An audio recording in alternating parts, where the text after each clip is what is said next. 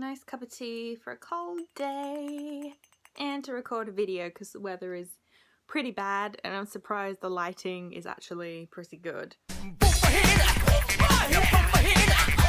Hey guys, it's Lita. It's been a while since I've been in front of the camera. I hope you're all amazing, and if you are not, I hope my video puts a smile. At least hope it makes you smile and makes you laugh on your beautiful faces and makes you laugh. I just totally stuffed up my intro then. Feels weird for a little bit that I'm not done being in front of the camera. Today I'm attempting something avoids doing because it's a lot of work.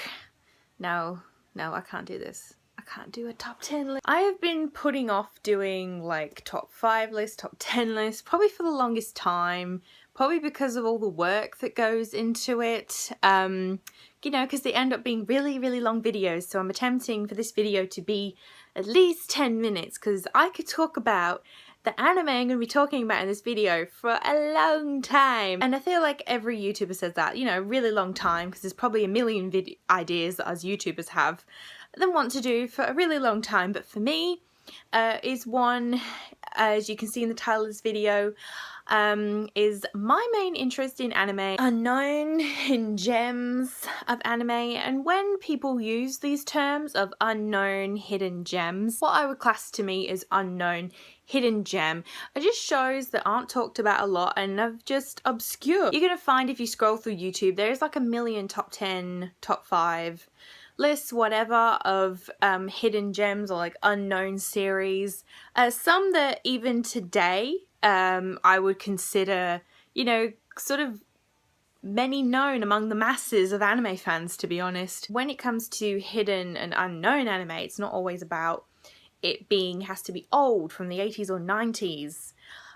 Seriously, it's from all eras of anime, which is 80s, 90s, 2000s, like early 2000s, late 2000s, and even in seasonal anime we get a hidden gem or one that just surprises everybody, which for example I can give is Snow White with the Red Hair in the summer 2015 season.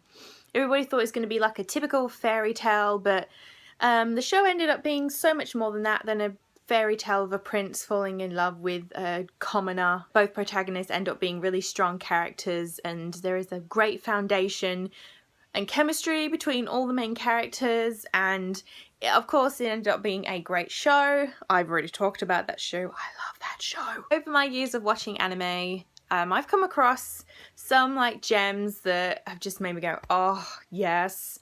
And these are just 10 of my favorites, which I will be talking about in this video, which I'm hoping after this I will definitely be going on a gem anime binge, finding some more shows to tell you guys about. These 10 anime I've come across in my whole time watching anime, which is 10 years. A decade. Oh my god. Let's get talking about gems and what you really came to hear, not me rabbit on in this long intro. Let's go! The first anime I'm going to be talking about is one that was a blind buy, and I ended up picking it up in 2016 in a Maiden sale. That video is here somewhere on my channel somewhere. Most time I'd ever bought any anime in my whole life. So many titles, about 20 titles, and it was a cheap anime and I was curious about it. And I've only seen the first season and the first half of the second season. It's been a long time since I've watched it. Mahomatic, or known as Automatic Maiden. This anime came out in 2004. It's 26 episodes long and it's by Studio Gainax. Good old Studio Gainax. It's a shame those guys are hardly around anymore. And this show has 2 seasons and 1 summer special. Mahomatic is about a humanoid robot, or she's an alien, known as Maho. She works for a secret agency called Vespia, fighting off all sorts of other alien species, saving from Earth. And she's known as one of the best fighters in the agency. And she then is told that she can only, the remaining lifespan that she has, which she will only last a year, she then is allowed in that period of her time left to live, she can spend that as freely as she wants to, and she chooses to end up being a maid to a high school boy named Suguru. I know that sounds like, oh my goodness, that sounds really kinky. It's not what you think. Maruho has very entwined with Suguru's life in a way, which obviously I'm not going to spoil. You know, this show is one of them shows where it's just so fun and silly, and that's the attitude that the whole show has. I was curious about the English dub, so I remember watching Maruho Automatic Maiden in the English dub, and I loved the voice of Bridget Hoffman, who's known as like from Gurren Lagann, Nia. She's done so many roles, oh my goodness, and she really brought Maruho to life, and that's when I began to fall in love with the show, honestly. Maruho is just such a bubbly, enthusiastic character. She's so sweet, and she is like the perfect maid, honestly. The whole series in a whole is just silly and funny. It's one of them shows where you can't take it seriously, and there's another in this list that is similar to this as well. And I feel that it's never been mentioned, honestly. I had never heard of this show until I actually picked it up in the blind buy box, and there is some cute romance chemistry between Maruho and Suguru. That's not going to be obvious when you actually start watching the series, but it's funny bringing in a sci-fi element as well. In terms of where you can watch it, I'm not sure where you can actually legally watch it. In terms of accessibility, physical copy wise, you definitely can find it secondhand. I'm pretty sure Rightstuf has it when I did some research, and also it's on Amazon as well, so it's very easily accessible to buy. Just in terms of streaming wise, I'm not sure about that. If I do find out any extra info about any of the shows I'm talking about for legally streaming, I will link it down below because I've forgotten. The second series I'm going to get into is a little bit older than Maruho itself. We're going to the 90s. A series based on one of my favorite mangakas. I can't even say it, I'd rather say manga author, which is Arina Tamura.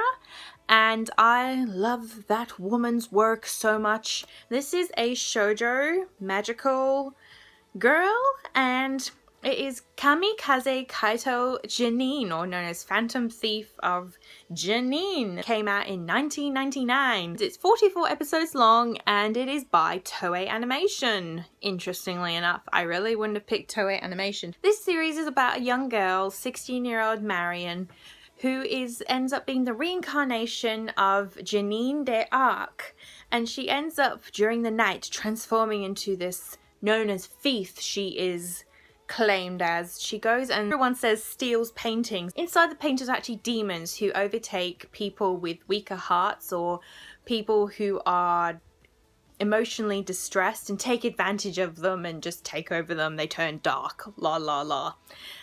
But within these paintings are a part of God's power, because there's a lot of philosophy on God, one of the themes of this series. And inside these paintings are a power of God. So every time she captures these demons or God's power, the paintings disappear, and that's how she ends up getting the name of she being claimed as a thief.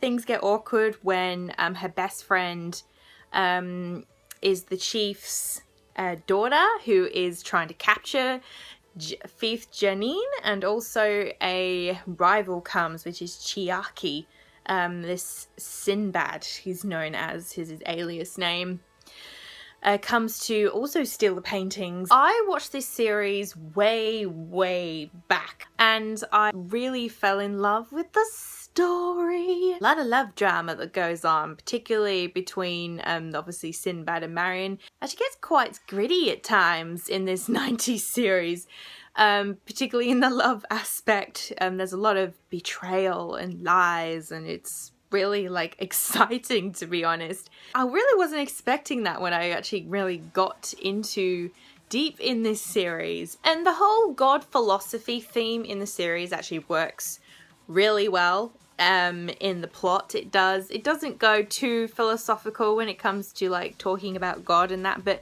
the element of it makes it interesting. Facing typically a 16-year-old girl who is a reincarnation of a thief, dealing with some turmoil with her angel friend Finn, who is like her guide. Stuff happens with that, and also she is then torn with her love for Sinbad and Chiaki, because there's a lot of betrayal and lies. And also it has, you know, obviously sweet love. What Shoujo Magical Girl show would not have that? It's in a way like Sailor Moon. So if you're going to enjoy Sailor Moon, you definitely enjoy this. In terms of being able to get your hands on this show, you cannot. I did research. It is not licensed anywhere, which is so unfortunate.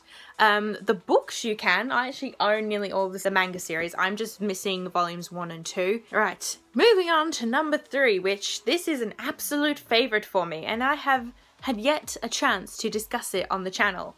I've talked about it on my blog, but I realised I hadn't talked about it here. Again, this is another series that came out in 1999, and that is Yagyu Jubei, or Jubei the Ninja Girl. It's 26 episodes long, and it is by Madhouse. It's very much a comedy series. There's a lot of samurai ninja theme in this, but primarily it's a comedy. This series is about two swordsmanship schools run by 2 swordsmen, the Yagyu Jubei and Ryu Joji, and there was a showdown where it resulted in Ryu Joji being defeated, and then he holds on to a 300-year-old grudge against Yagyu Jubei for beating him, and then 300 years later that grudge is still very much fresh, and Yagyu Jubei then sends off one of his loyal disciples, Koyonosuke, who goes in search of Yagyu Jubei's successor,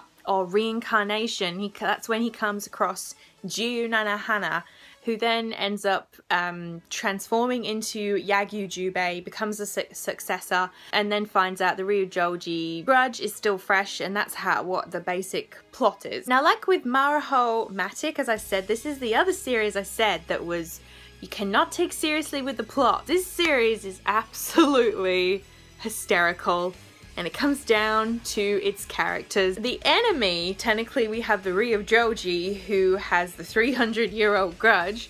They are like a bunch of old men in costumes, wearing different animal masks. And they, you know, attempt to get their revenge in different scenarios, different plans they come up with against Jiu.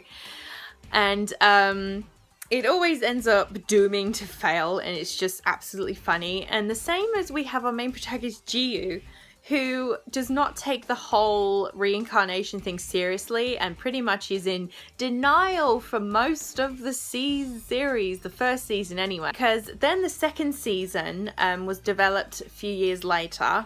Can't remember the year it was. That was the Counterattack the Siberia Yagyu. It is a sequel, and it does carry on the story. But that, I won't spoil what that goes into, but that series is still good. There's still, I'll say the second season goes into more of the serious level than the first season does. But I love both seasons for different reasons. But yeah, this show is just such a hilarious, fun watch. At the same time of having great comedic flair, it also, at certain points, the show does well taking on really serious moments, particularly dealing with the relationship between Jiu and her father, which is a very strained relationship, and the series does so great at balancing to be serious when it has to be, and then just being fun, light, and comedic. In terms of where you can watch Jubei the Ninja Girl, I know you can stream it on Crunchyroll. In terms of buying it, you definitely can. It's easily accessible through like eBay, and it's on Amazon, so it's still around to buy, so at least that is a good thing. Seriously, when I first discovered this show, it was definitely unheard of. I mentioned it to people previously, and they're like, I have no idea what you're talking about. So yeah, definitely check out Jubei the Ninja Girl. Next up on number 4 is an absolute favourite that I definitely consider something that nobody has ever heard of, and it's actually from the Final Fantasy franchise. To discover there was an anime for the Final Fantasy franchise, because primarily it's just a video game franchise and they made the movie, and why didn't they create an anime series for the Final Fantasy series? It's not too late. It's not too late to do that. Through my friend is how I discovered this series. It's 25 episodes long and is by Studio Gonzo, and that is Final Fantasy Unlimited. I've had friends tell me that mixed feelings they've had about this series, but I absolutely love it. It's about brother and sister I and you, who their parents are researchers, and there was a strange phenomena that occurred where there was a like gap in the sky that appeared, like this black hole, and their parents went to go investigate, but then they ended up never coming back. And then that's when I and you decide to go through the portal, and where they end up in a place called Wonderland. And then they are joined by a strange woman named Lisa who protects the children. And then we have a strange outcast wanderer known as Kaze. And the whole series is surrounding on I and you trying to find their parents. And seriously, this is a series that can get really weird and wacky. It can. And I think the animation style by Studio Gonzo made it feel that way, wacky and weird, because there's interesting characters. It's like a plant-based one. The main evil dude is like, has the attitude of a child, has tantrums. We have a tin can guy. Very unique, strange characters. And eventually the plot all comes together towards the end of the series, where everything begins to make sense of how these 4 central characters you're focused on for the majority while you're watching the series, how it all makes sense in the end. And I love it. And one of my favorite characters is Kaze. He's so mysterious, and he has one of my favorite weapons of anime, which is his Ma gun, which is like a living gun, because when it starts up, it's like a beating heart. It's like black and pink, and it's pumping. And he, as bullets, he uses soil as bullets to release celestial beings that, you know, are at his command. And oh my god, just the actual watching the sequence of the build up to when he's about to use his gun is amazing, and I love it. Seriously, Final Fantasy Unlimited is just such a intriguing watch, honestly. At times it can get slow, things cannot make sense. It's one of the most intriguing anime I've ever come across, seriously. And in terms of watching this series, streaming wise, I don't think there's anywhere. I did research, but in terms of buying, it is more than accessible. You definitely have to go through like Amazon or definitely eBay. Secondhand stores are going to be your best bet, because me finding the original box set was hard enough, and I finally did. Good one to dive into if you're looking for something weird and wacky. Number 5 coming up next, and honestly, this next series I watched this year because I was in the mood to discover something new. I'm always got that feeling all the time, and I got my blogger friend Scott addicted to this show, and we ended up both writing a piece for it on each other's blogs, and that is Mars Daybreak. It's 26 episodes long, 2004, and it is by Studio Bones. Now, after watching this series, I'm thinking, why don't Studio Bones has got a good knack for mecha series. I mean, it's done like titles like Eureka 7, which is definitely a favorite. Who is not a favorite for that show, seriously? Premise of Mars Daybreak is about, it's set in an alternate universe where Mars is an ocean-covered planet. The whole premise is surrounded on main protagonist, which is Graham. He is a very laid-back guy, and the planet Mars itself is made up of like cities on water. It's kind of like Gargantia, freight boats, but there's cities on them. The economy is going through a crisis. Mars government is being really strict with water. Graham, who is just trying to provide for his fellow friends. He then ends up becoming mixed up in the pirate scene with a famous ship known as the Ship of Aurora. You know, it sounds like a really grand adventure on the high seas, pirates, and oh my god, this series so surprised me. It really did. I could not stop watching it after the first or second episode. Like Final Fantasy, it has a unique bunch of characters. Particularly, I was focused on the Ship of Aurora, honestly. Watching this hysterical crew, it's kind of like an interpretation of Robin Hood, that they, you know, give steal from the rich and give to the poor. That's exactly what this is, but with the ship of Aurora. And the captain, Elizabeth, she's like a massive tomboy. She's hysterical. We have an alien girl. We have a dolphin dude in a astronaut suit. You're following, as they're going after this treasure, the daily antics and silly scenarios they get themselves into, where to the point it's actually ridiculous. We even have romance in this, which actually worked really well with all the silliness that this consists in this show. So you honestly get everything. Adventure, you get romance, you get hysterical comedy.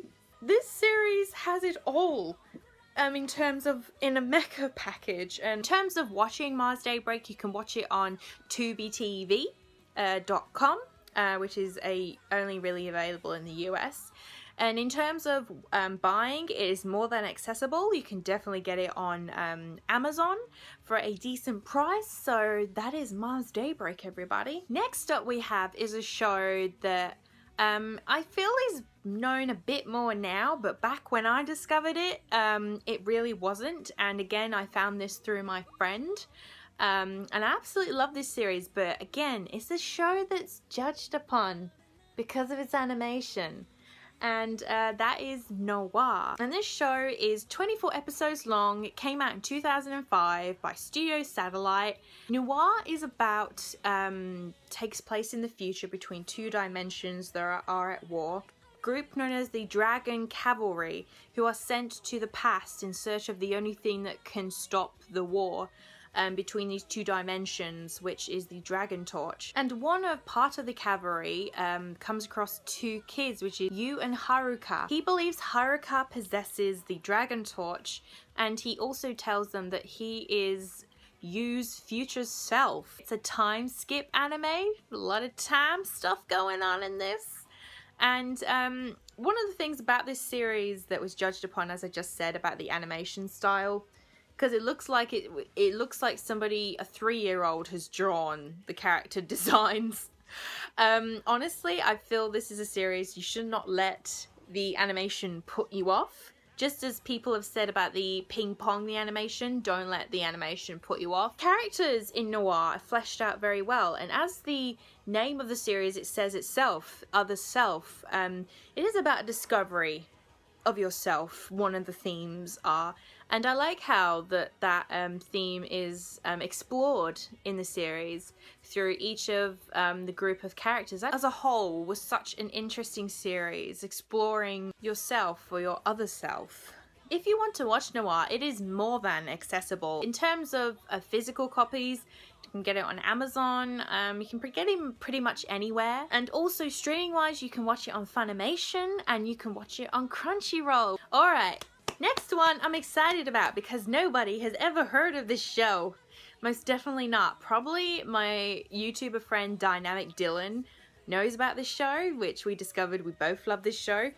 And it is a mecha series. How could I not include another mecha series in this? It is by Studio Zybeck. It came out in 2004. There is 2 seasons and a movie, and that is the series Fafner. Or we have Fafner the Dead Aggressor.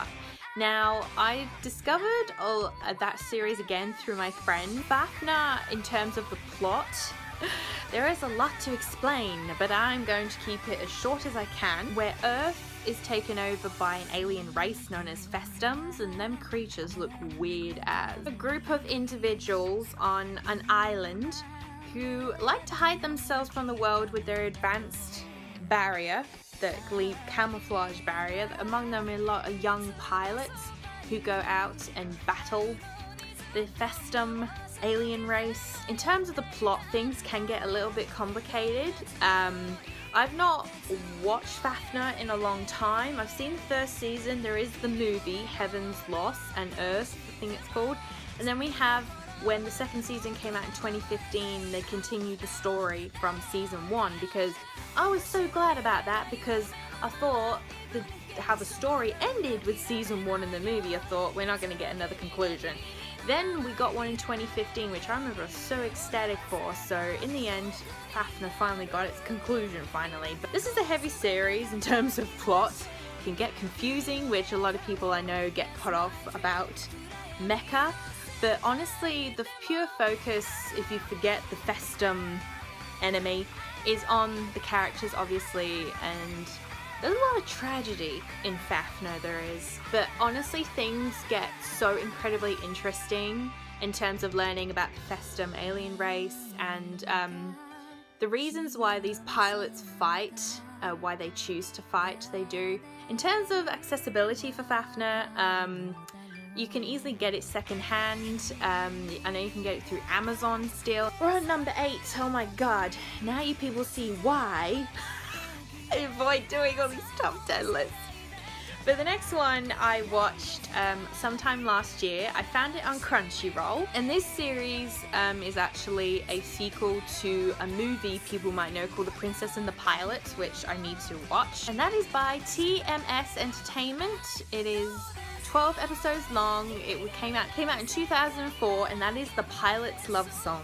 Pilot's Love Song is about a boy named Kal-El who is a prince, and his family is executed right in front of his eyes because of a woman named Nina Vantino. And he then is taken in by an adopted family. He then joins a pilot school in the name of to take a revenge upon Nina Vantino. And he goes on a quest also to find the end of the sky. I love the focus on planes in general, flying. I love the aspect that was a part of the plot. And there was actually a really sweet romance between Kal-El and the girl he falls in love with, which is Claire. And Claire has got some secrets. I ended up really getting attached to the pilot cadets. I did, honestly, that especially when it came to the part where they have to participate in the war and how scared they are. But yeah, this is just such a little fun series to get invested in, honestly. So if you want to watch The Pilot's Love Song, you can do, like I said, you can watch it on Crunchyroll. In terms of accessibility to buy it, you can buy it on Amazon, and I found out NCIS America actually have the limited edition on their website as well. So that is The Pilot's Love Song. Alright, two more to go. Alright, number 9. This is a definite favourite. It's definitely one of my favourite comedies, but when I came across it again through my friend, was not talked about a lot. And seriously, with this series I'm about to talk about, definitely watch it in the English dub. Just do it, because seriously, I found it way more funnier watching this show in the dub than the Japanese sub, to be honest. Because the actors just brought these characters to life in the comedy. And that is called The Wallflower. And this series is 25 episodes long. It is by Nippon Entertainment. And funny fact, when I did some research, finding out the studio actually worked on Beyblade, I'm like, oh my god. First anime ever I watched, oh my goodness. This series is about 4 good-looking dudes who are made an offer. They get to live in this big old mansion by this beautiful lady. They can live in this mansion for free rent, who have to turn her niece into the perfect lady. And this is where our main girl comes in, Sunako, who is not what you think when she comes in. She looks like the girl from The Ring. Sunako, as soon as she confessed to her first love, she was called ugly, and that's when she ended up becoming such a hermit. She loves horror movies. She talks to her skeleton statues. Josephine is going to become memorable to you while you watch this series. These 4 dudes have to change her into the perfect lady, which through the course of the entire series is such a grueling task. Seriously, just thinking about it, it is, again, it's probably on the par level with My Bride is a Mermaid. That level of hysterical. Sunako as a female protagonist is one of the funniest I've ever come across. Sheer attempts that the boys make to try and turn her into a lady, try and get her to eat at the dinner table properly, still like slurping her tea, is absolutely, It is such a good time, seriously. In terms of watching the Wallflower, I don't know streaming wise. In terms of buying, it's definitely more than accessible through secondhand stores. It's on Amazon. We are on to the last one. Holy crap, I've been sitting here recording for like ever. Last one I'm gonna pick might be an interesting choice to some people, because this is another Studio Gonzo series, which is called Dragonaut The Resonance. It was made in 2007 and it is 25 episodes long. And the story of Dragonaut Resonance is quite interesting. There is a massive planet known as Thanatos heading towards Earth that caused the Pluto planet to be destroyed, and is on its way to Earth. Earth is ready for destruction. Organization called ISDA, or known as the D Project. They find these eggs at the bottom of the ocean called dragon eggs, they call them, and then they develop these weapons known as dragons. But the dragons are the main species that live on this planet, and obviously the humans use their own means of experimenting and create their own dragons to defend Earth from Thanatos. And then we come back to the focus of Jin, who's 18 years old and loses his family in a shuttle accident, and he becomes intertwined with ISDA, and then he meets a mysterious girl named Toa, and the two start becoming really close. This is a series I ask myself, like, why did I love it so much, to be honest? Maybe is it because of Toa and Jin, because they're so, like, well, cute together. But I really loved the plot aspect taken on dragons. The dragons look cool in this. Like, I mean, half of the shows I've talked about in this list are by Studio Gonzo. I mean, like, you know, their animation gets made fun of, I've noticed in some videos that I've watched over the years, and I'm a fan of Studio Gonzo's animation, particularly like in titles like Shangri-La, where they made this post-apocalyptic world look so like it is, so vividly detailed in, you know, the shrubbery of the jungle. Everything is covered in rust. It looked amazing. And in Dragonaut The Resonance, I love how, like, brightly visualed Studio Gonzo went with their animation. It has an engaging plot, a lot of twists and turns that happen. So I think Dragonaut The Resonance might be mixedly reviewed by people, because, you know, it's, to some people it might not be a standout show. I mean, to me it wasn't a standout show, but there were just these little things that I really enjoyed about the series, and the connection that each person had with their dragon. If you want to watch Dragonaut The Resonance, I did some research. It is more than accessible to buy. You can get it from Best Buy's website. You definitely can get it off Amazon. Rightstuf have it. In terms of streaming, I'll have to double check on that one, but that is Dragonaut The Resonance. Oh my god, we are at the end of this video. Can't say sorry not sorry if this ends up being like 20 minutes long, which I'm hoping I'm not going to end up making it 20 minutes long. Main thing is you guys ended up discovering something new. Hopefully you do, or you have your interest has been piqued to try one of these shows you may have heard of, you may have not heard of, and I'm hoping maybe before the end of this year I get a chance to do another video like this where I've actually watched some more titles for me to tell you guys about. As usual, leave the comments down below. Is there anything that interested you? Any of the shows I mentioned? Are you gonna go watch some of them? You guys can tell me even down below. You can even suggest some shows to me down below for me to watch, and I will definitely include it in the next type of video like this, a list. As always, all the links are down below, and I'll see you guys in the next video, which won't be too long. See you guys in the next one. Happy treasure anime hunting. Bye.